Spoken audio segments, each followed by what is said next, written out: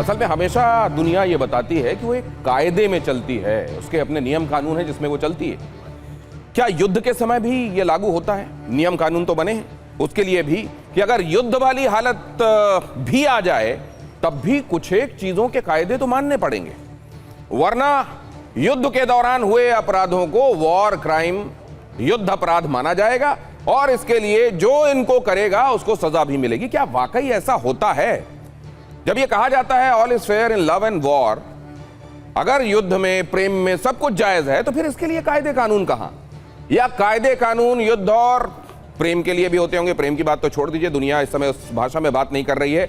युद्ध के संदर्भ में क्या लागू है, आज ये कई सारे तथ्यों को आपके सामने रखने के बाद एक्सपर्ट से जानने की कोशिश करेंगे। लेकिन फिलहाल वॉर फ्रंट में क्या चल रहा है और दुनिया के लिए कितना अलार्मिंग है वो जरा आपको बता दूं। आईआरजीसी के अमेरिकी पायलट के पकड़ने का दावा किया जा रहा है। आईआरजीसी की तरफ से यह दावा किया गया है कि हमने एक अमेरिकी पायलट को पकड़ लिया है। तस्नीम न्यूज रिपोर्टर ने यह दावा किया है। अब यह दावा किया जा रहा है ईरान की तरफ से कि F-15E के पायलट को आईआरजीसी ने पकड़ लिया है। ईरान के कोहगिलयेह में इसे पकड़ा गया है। यह F-15E का पायलट है जिसे ईरान में पकड़ लिया गया है। ऐसा बताया जा रहा है कि उसने इजेक्ट तो किया लेकिन उसके बाद उसे पकड़ लिया गया। सबूत के तौर पर भी कुछ चीजें सामने रखी गई हैं दुनिया के, क्योंकि अमेरिका इसको नकार रहा है, अमेरिका ने इसे माना नहीं। सबूत के तौर पर ईरान ने कई चीजें रखी। फिर यह भी बताया गया कि यह भी एक सबूत है कि देखिए अगर वहां कोई नहीं होता तो किसकी तलाश में अमेरिकन वहां पहुंच रहे हैं। सबूत के तौर पर क्या क्या रखा गया है, किसका दावा मजबूत है, ईरान का या अमेरिका का, और इन दावों के बीच में क्या सच्चाई दुनिया के लिए आगे दिखाई दे रही है वो हम समझने की कोशिश करेंगे। F-15E का पायलट पकड़ा जाना, पहले तो इतना खतरनाक लड़ाकू विमान उसको निशाने पर ले लिया जाना, ये तमाम सवाल हैं और ये ईरान के युद्ध में सुपरमेसी और अमेरिका की इंफीरियरिटी के सवाल भी हैं।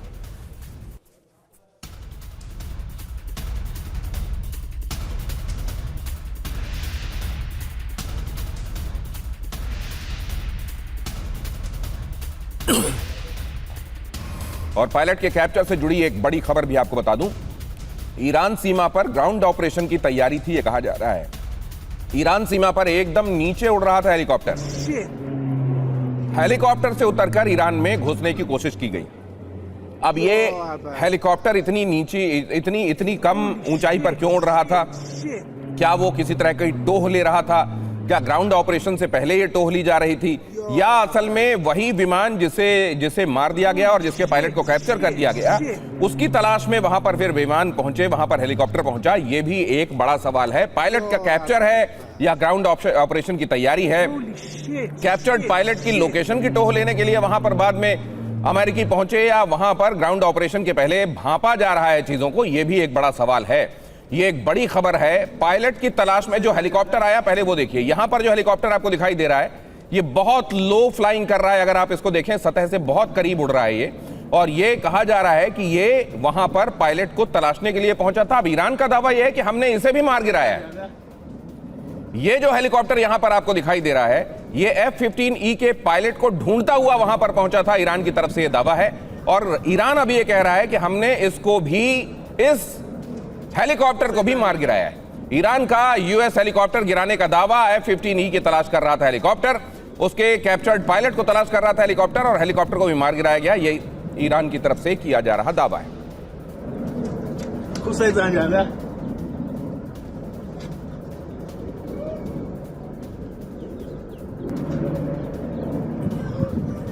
और अब यह खबर देखिए, ईरान की सीमा में HC-130J विमान की उड़ान।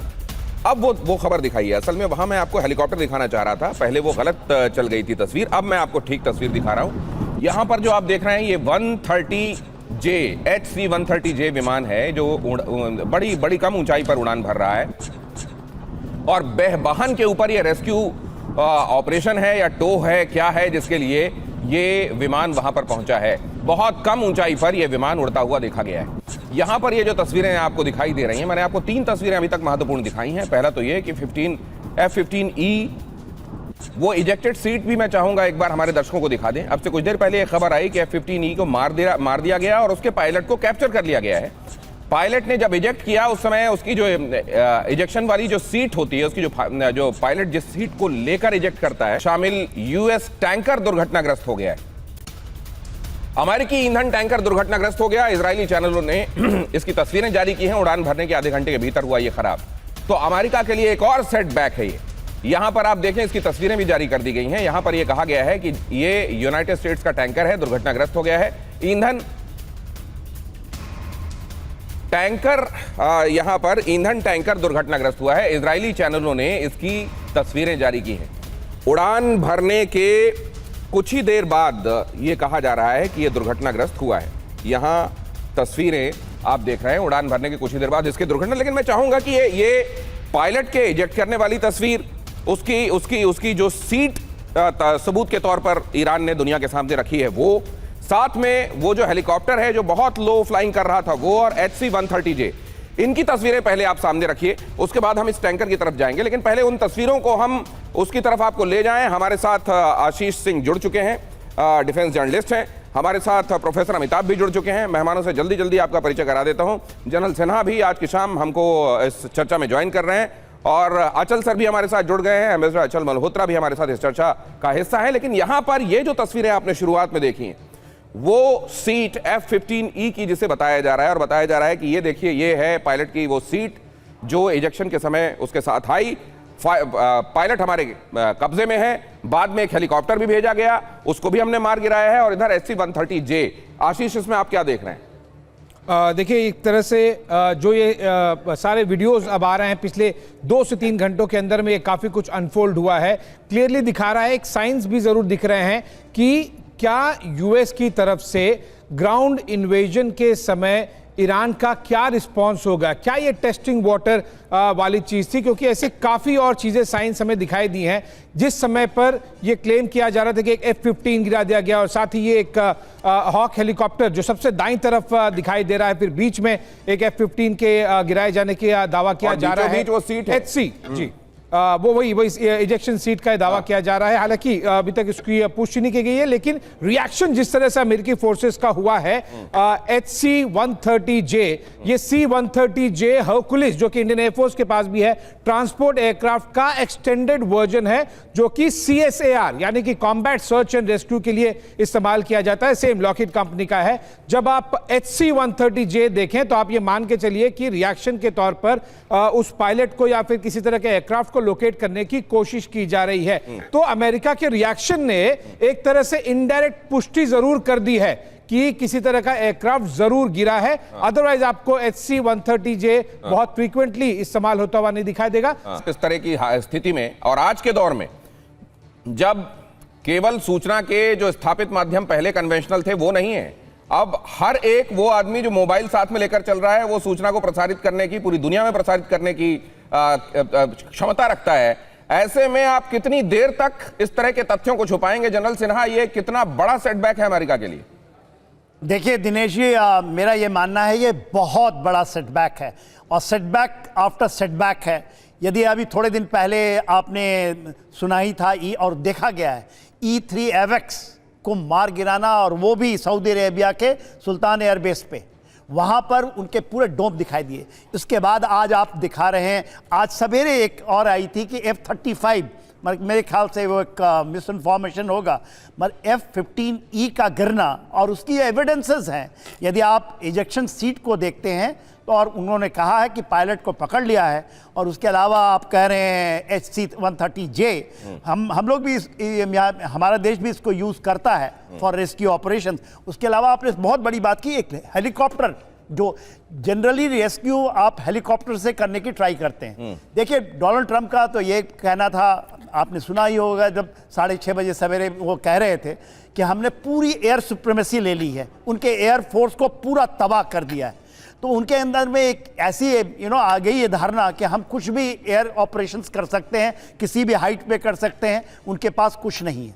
बट ये चीज़ आपको जाननी चाहिए दिनेश जी कि कुछ दिन पहले 17 हेवी लिफ्टिंग हुई है रशिया से, और यह भी माना जा रहा है सामरिक फील्ड के अंदर में कि S-400 तक आ चुका है वहां पर, और वो वेट कर रहे हैं इसी के लिए। उन्होंने अभी तक अपने एंटी शिप मिसाइल जो उन्होंने लिए हैं DF-17 चाइना से, उसको खोला नहीं है, अभी तक एक फायर नहीं हुआ है। तो बहुत सरप्राइजेस हैं, और उनको भी पता है कि ये संग्राम बहुत लंबा चलेगा, युद्ध। जिस तरह से अमेरिका में और खास करके डोनाल्ड ट्रंप साहब ने कह दिया 3 वीक तो चलना ही चलना है। जब उनकी डिफीट होगी इस तरह के, तभी वो छोड़कर यहां से निकलने। तो ये बड़ी बात है सर, ये जो आप कह रहे हैं। अब देखिए, अमेरिका के सेटबैक्स की हम बात कर रहे हैं, तो उसी सेटबैक की कड़ी में अगली खबर भी देखिए।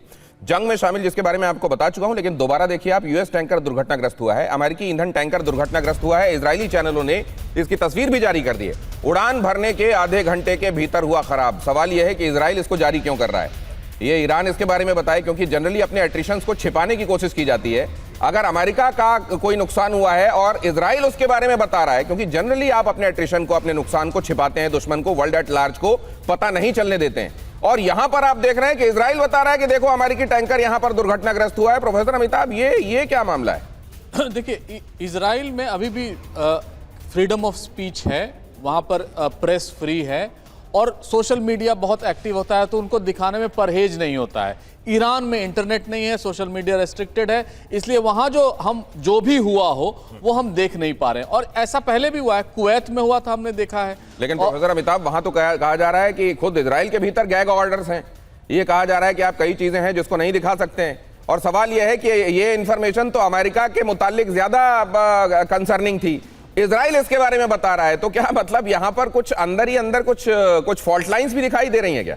नहीं, फॉल्ट लाइंस मुझे नहीं लग रहा हो। जैसे प्रिंस सुल्तान एयरबेस पर भी जो अटैक हुआ, जो एवैक्स को तोड़ा था इन्होंने, और वो क्लियर दिख रहा था, वो भी तो खबर वहां से आई है। अच्छा। तो यहाँ मतलब खबर छुपाने की ये नहीं है। लेकिन एक बात तो स्पष्ट है कि अगर ईरान ने ये किया है तो एक बहुत बड़ी बात है, और अमेरिका के लिए धक्का है। और जिस तरह से वहां के कमांडर, आर्मी चीफ को हटाया जा रहा है, जिस तरह के वहां के उनके सहयोगियों को हटाया जा रहा है, लग रहा है अमेरिका भी अब हताश हो गया है। जनरल हटाए जा रहे हैं, अमेरिका अपने जनरल्स को हटा रहा है, उनके ऊपर तरह तरह के एलिगेशंस लगाकर उनको हटाया जा रहा है। और ये जनरल से ही एक रिएक्शन में लेना चाहता हूं, जनरल सिन्हा, ये बीच में जब आप टेक ऑफ कर चुके हैं, हवा में है आपका विमान, और आप रास्ते में एक्सपेरिमेंट करने की कोशिश कर रहे हैं, तो आपके कॉन्फिडेंस का क्या मामला, क्या हाल है? ये दिखाई दे रहा है कि नहीं? देखिए दिनेश जी, आपको भी शायद ये पता होगा, आपने खबर भी किया है, ये जो इन्होंने 28 तारीख फरवरी में किया है, इसके पहले उनके joint chief of staff general Dennis Coren, उन्होंने मना किया था कि this is a very high risk operations, इसको आप ना करें, वेंजुला ना समझें। इसके अलावा वो गए हैं इस पे। तो देखिए वहां तो पर बहुत रिजनमेंट है। इसमें डोनाल्ड ट्रंप ने यह कह दिया था कि एजेंसीज गलत रिपोर्ट कर रही हैं, ऐसा हमारे अधिकारी ने कुछ भी नहीं कहा है। ये इस तरीके से उस पे कारपेट के नीचे सब कुछ दबाने की कोशिश होती है। अगली खबर देख लीजिए जरा, आशीष तैयार रहिएगा इस पर कमेंट आपका। MQ-9 रीपर ड्रोन और F-35 की उड़ान सर्च और रेस्क्यू अभियान में जुटे हुए दिखाई दिए। यही आशीष कह रहे हैं कि इसका मतलब है कि ये खुद ही अमेरिका बता रहा है कि कुछ ना कुछ हुआ है। उनका पायलट बिल्कुल लग रहा है कि कैप्चर कर लिया गया है, ईरान में वो कैप्चर्ड है। आशीष, इस बात की गवाही दे रही है तस्वीरें?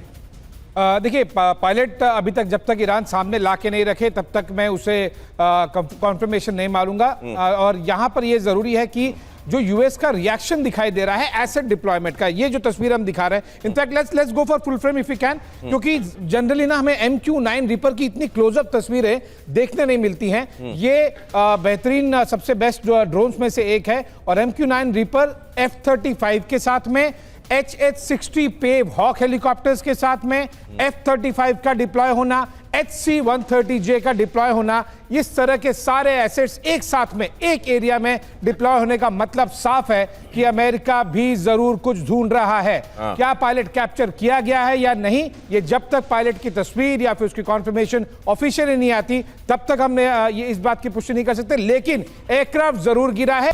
90 सेकेंड वेव, अमेरिका के रेडार सिस्टम पर हमला हुआ, इजराइल के रेडार सिस्टम पर भी अटैक हुआ, बैलिस्टिक मिसाइल और ड्रोन दागे गए। तो गिनती गिनते जाइए, ये इतने फेजेस तक लड़ाई कर पाएंगे अमेरिका और इजराइल ने कभी नहीं सोचा था। और अभी देखिए आप 92 और काउंटिंग, क्योंकि अभी भी उनकी तरफ जो स्टेटमेंट है वो कहीं भी ये नहीं दिखा रहे हैं कि अब शायद वो अपने सामने कोई अंधा मोड़ देख रहे हैं। अभी भी उनको उम्मीद दिखाई दे रही है, अभी भी उनके हौसले आला दिखाई दे रहे हैं। ये पूरे इंडिकेशंस क्या कह रहे हैं, और खास तौर से किसी एक का हौसला टूटना जरूरी होता है अगर बातचीत के लिए रास्ता बनना है।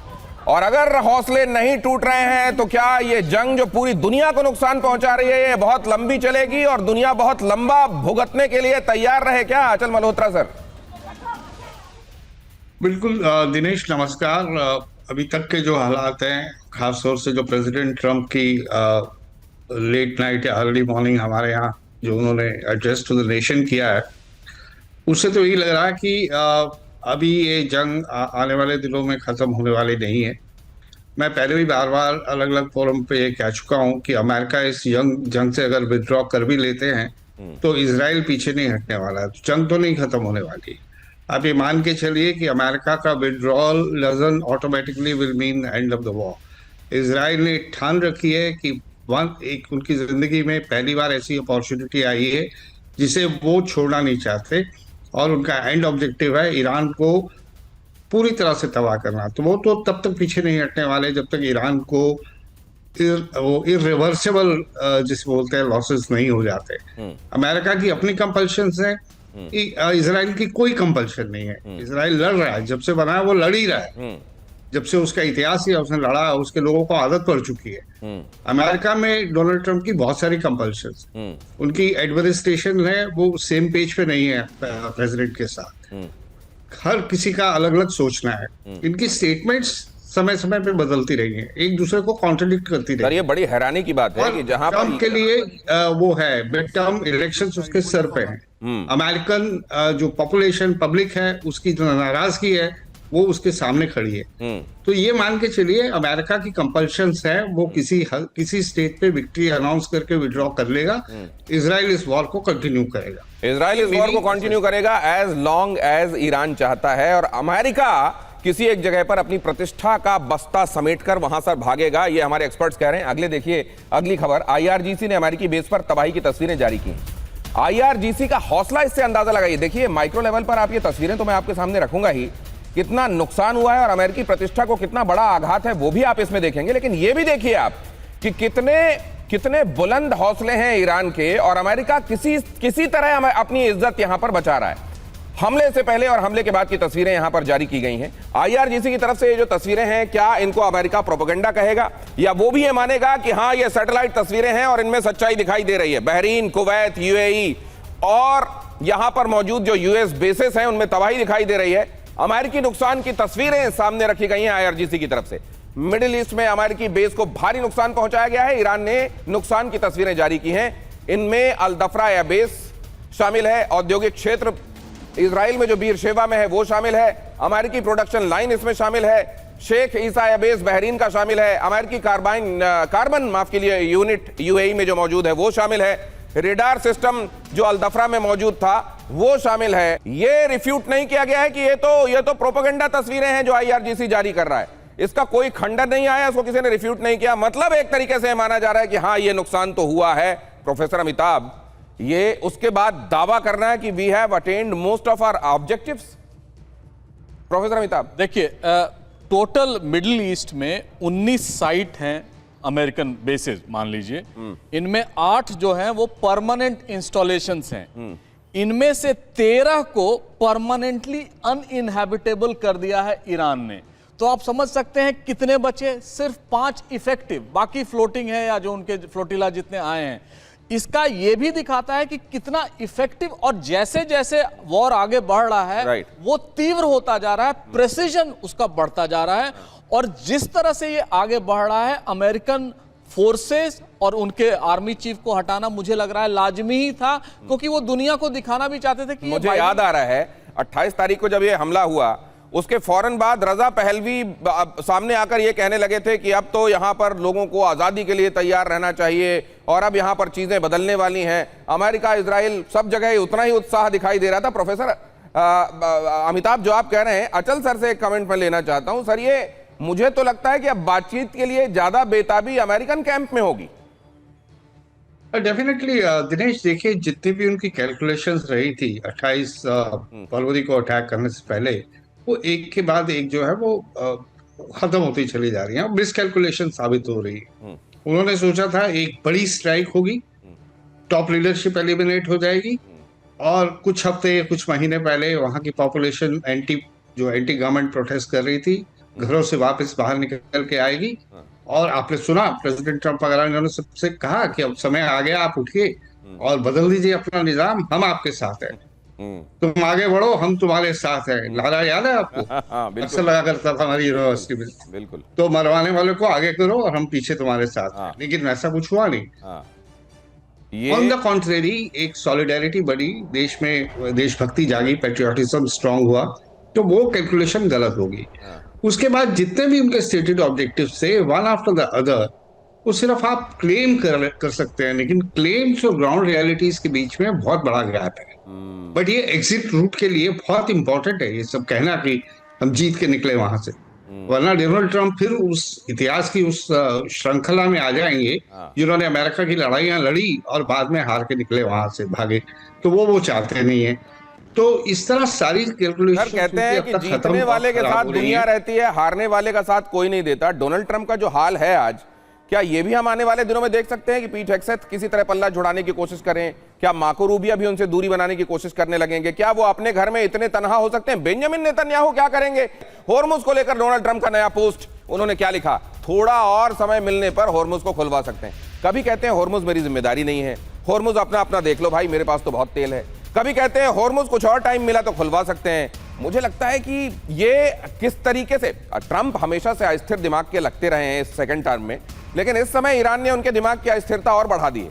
होर्मुज से ऑयल हासिल कर सकते हैं, डोनाल्ड ट्रंप कह रहे हैं। होर्मुज से अकूत पैसा कमा सकते हैं, डोनाल्ड ट्रंप कह रहे हैं। होर्मुज दुनिया के लिए सोने की खान होगा, ट्रंप ये भी कह रहे हैं। ये डोनाल्ड ट्रंप खुद की कही हुई बातों को जब वो कभी सत्ता में नहीं रहेंगे और जीवन बना रहा और वो देखेंगे तो पता नहीं उसके बारे में क्या सोचेंगे। खैर, ट्रंप ने अमेरिका में भ्रष्टाचार के खिलाफ कमेटी बनाई है। कमेटी की जिम्मेदारी उपराष्ट्रपति जेडी वांस को दी गई है। सोशल मीडिया पर किए गए पोस्ट में लिखा है, टैक्स चोरों पर होगा बड़ा एक्शन, टैक्स चोर नेताओं पर कसेगा शिकंजा। लॉस एंजलिस में रेड जारी। अब सवाल है कि ईरान से जंग का अमेरिका में जो विरोध हो रहा है, क्या ट्रंप उससे ध्यान भटकाने के लिए इस कमेटी को बना रहे हैं और ये सब कर रहे हैं? और अगर ऐसा करेंगे तो अपने घर में पहले ही उनकी लोकप्रियता घट रही है, क्या वो आने वाले दिनों में और घटकर रसातल पर पहुंच जाएगी? अब जरा देखिए, अमेरिका पर युद्ध अपराध के आरोप लग रहे हैं। 3 यूनिवर्सिटीज ने जारी किया है ओपन लेटर, खुलकर खत लिखा है। जस्ट सिक्योरिटी जर्नल पर प्रकाशित हुआ यह पत्र अमेरिका पर यूएन चार्टर के उल्लंघन का आरोप लगा है। यही मैं आपसे कह रहा था कि युद्ध के भी नियम होते हैं, और खुद अमेरिका में यह कहा जा रहा है कि अमेरिका ने उन युद्ध के नियमों का पालन नहीं किया, उन जगहों को टारगेट करके उन पर हमला किया है जो सिविलियन ठिकाने थे, और ऐसा करना ठीक नहीं था। अब जरा अगली खबर देखिए, दुनिया के 100 कानून विशेषज्ञों का खुला खत, अमेरिका पर वॉर क्राइम का आरोप लगाया, ईरान वॉर में युद्ध अपराध का आरोप लगाया गया। आप जरा यहां पर यह भी देखिए ओपन लेटर में क्या है, उसका मजमून का क्रक्स आपको बता देता हूं। यूएस इजराइल के हमले को बगैर उकसावे की कार्रवाई इसमें माना गया है कि इसमें कोई प्रोवोकेशन था ही नहीं है, हमला किया क्यों गया? यूएन चार्टर आर्टिकल 2 जिसको उसका जो चौथा हिस्सा है आर्टिकल 2 का, उसका सीधा उल्लंघन बताया गया है। ट्रंप और हेगसेथ के बयानों को ह्यूमन राइट्स लॉ का उल्लंघन बताया गया है। चिट्ठी में मिनाप शहर के गर्ल्स स्कूल पर हुए हमले का भी जिक्र है और ट्रंप के पावर प्लांट पर हमले की धमकी को चिंताजनक बताया गया है। चिट्ठी में हार्वर्ड, येल और स्टैनफोर्ड के प्रोफेसर्स के हस्ताक्षर हैं। येल गलत लिखा हुआ, येल है वो। और यहां पत्र में पूर्व सरकारी कानूनी सलाहकार, सैन्य कानून विशेषज्ञ के हस्ताक्षर हैं। ये तमाम लोग ये बातें कह रहे हैं, लेकिन ट्रंप के कान में कुछ जूं टाइप की चीज कभी आपको रेंगती हुई दिखाई दी? फिलहाल तो नहीं। और इधर देखिए, ईरान के कराज में हवाई हमला, बमबारी से कराज में पुल टूटा, तेहरान को जोड़ने वाला पुल ध्वस्त। अब ये सिविलियन ठिकाना, हालांकि ये कहा जा रहा है कि ड्रोन की फैसिलिटी के लिए यहां से माल के आवक जावक की ये जगह बनी हुई थी, इसलिए हमने इसको तोड़ दिया। सच्चाई ये है कि पुल को तोड़ा जाना, लोग ये कह रहे हैं कि आपने यहां पर भी एक्चुअली सिविलियन जो इंफ्रास्ट्रक्चर था उस पर हमला किया है। अब अगली खबर देखिए, कराज ब्रिज पर हमले का एक और वीडियो सामने आया है। अमेरिका और इजराइल ने की ब्रिज पर बमबारी, धमके में ब्रिज को जबरदस्त नुकसान हुआ है। यहां पर तस्वीरें आपके सामने रख रहा हूं। कराज में हमले का ये वीडियो भी देखिए, ये वीडियो तो आप देख रहे हैं। देखिए जरा, यहां पर जो पुल को, ये पूरा ब्रिज है, अगर आप लाल दायरे को ध्यान से देखेंगे और उसके एक हिस्से से उठता हुआ धुआं ये बता रहा है कि अब इसका हाल क्या है। अगला, कराज में हमले का नया वीडियो। यूएस इजराइल के हमलों से B1 पुल ध्वस्त हुआ है। हमले के बाद धुएं का गुबार यहां दिखाई दे रहा है। इस तस्वीर में भी देख लीजिए, डिफरेंट एंगल से उस जगह पर हुए अटैक को हम यहां पर आपको दिखा रहे हैं, और उसके बाद हाल क्या है, किस तरीके से उसका एक हिस्सा टूटा हुआ है, यहां पर आप देख रहे हैं। अमेरिका पर युद्ध अपराधों के संदर्भ में यह एक बड़ा आरोप है। कराज ब्रिज पर हमला करके उसे नष्ट किया गया। मिनाप शहर में स्कूल पर हमला किया गया, 175 से ज्यादा बच्चे और शिक्षक मारे गए। अस्पतालों और मेडिकल फैसिलिटीज पर हमला किया गया। इस्फहान यूनिवर्सिटी ऑफ टेक्नोलॉजी पर हमला हुआ। 600 से ज्यादा स्कूल और ट्रेनिंग सेंटर्स नष्ट किए गए। नागरिक इलाकों में जानबूझकर हमला किया गया, जिसमें 1200 से ज्यादा नागरिक मरे हैं, और कई रिफाइनरीज और स्टोरेज साइट्स पर भी हमला हुआ है। अब जरा देखिए, आप पूरे इजराइल में ईरान ने विध्वंसक हमला बोला है। अगली खबर देखिए, इजराइल के अस्पतालों को टारगेट किया गया है। कई जगहों पर आईडीएफ की हॉस्पिटल फैसिलिटी तबाह कर दी गई है। हमलों में 24 घंटे के भीतर 148 लोग घायल हैं। इजरायली स्वास्थ्य मंत्रालय ने इस बात का दावा किया है। क्विक कमेंट प्रोफेसर अमिताभ, कौन नहीं कर रहा है युद्ध अपराध, या वाकई किसी की तरफ से इतने ज्यादा है कि दूसरे का युद्ध अपराध एकदम छोटा दिखाई दे रहा है? देखिए, अमेरिका एक युद्ध अपराधी के साथ ये वॉर साथ लड़ रहा है। जो वहां के प्राइम मिनिस्टर हैं बेंजामिन नेतन्याहू, उनको आईसीसी ने एब्सकॉन्डर डिक्लेयर किया है। यही नहीं, लुई पास्चर इंस्टीट्यूट है तेहरान में, जो 100 साल पुराना है। अनेक इन्वेंशंस, डिस्कवरीज हो रही हैं, और कैंसर के खिलाफ रिसर्च में बहुत आगे था वो।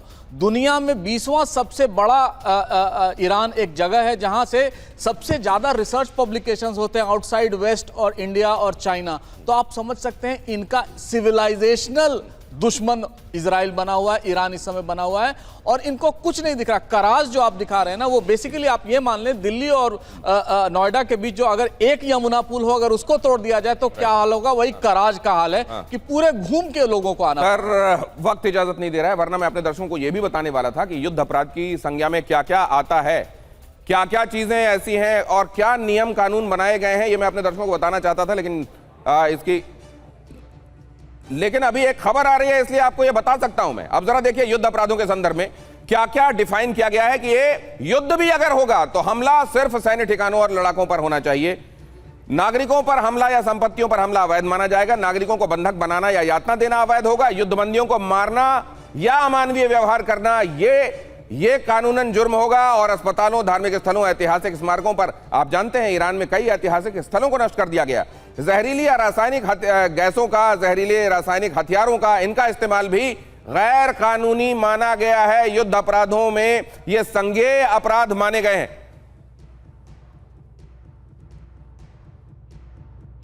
अब जरा यहां पर देखिए, होर्मुज से निकलते हुए जहाज का एक वीडियो हम आपको दिखा रहे हैं, और इसीलिए हम ये इंतजार भी कर रहे थे कि आपको ये दिखा पाए। होर्मुज से निकलते हुए जहाज का वीडियो। अब ये जहाज, ये भारतीय जहाज है, ये इंडियन फ्लैग बेयरिंग एक शिप है जो वहां से गुजर रहा है, और इसकी तस्वीरें हम आपको यहां दिखा रहे हैं। इस बीच रशिया ने आज ये दावा किया था कि केवल हमारे जहाज हैं जो वहां से निकल पा रहे हैं, बाकी किसी को निकलने दे नहीं रहा है ईरान। यहां पर बहरहाल ये भी है कि जिनके संदर्भ में ईरान की तरफ से ये तय किया गया है कि इन जहाजों को जाने दिया जाएगा, और ईरान ने बहुत पहले बता दिया था कि भारत के साथ वो अपने संबंधों को दोस्ताना मानते हैं और भारतीय जहाजों को वो जाने देंगे।